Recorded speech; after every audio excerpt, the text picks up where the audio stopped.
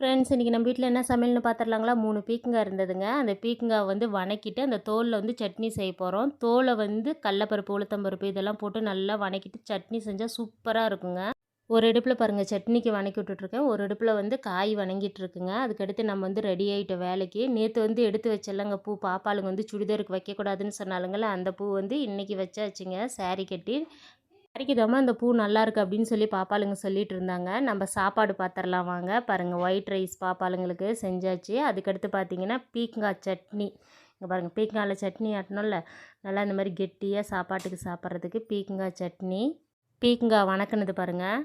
இது அப்படியே நல்லா எப்படி இருக்குது பாருங்கள் பீக்கங்காய் வணக்கினது இது. அதுக்கடுத்து பார்த்திங்கன்னா எனக்கு வந்து சிகப்பரிசி சாப்பாடுங்க இது. காலையில் மத்தியானம் 2 நேரத்துக்குமே இந்த சாப்பாடு தாங்க. இங்கே பாருங்கள் கப்புக்கு போட்டுட்ருக்கேன். இந்த சாப்பாடு தாங்க.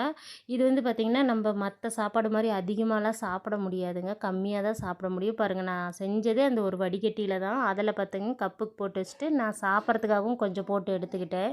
சாப்பிட்டுட்டு வேலைக்கு நான் கிளம்பிட்டேங்க. இதே மாதிரியே நம்ம இன்னொரு வீடியோவில் உங்களை சந்திக்கிறேங்க. பாய்.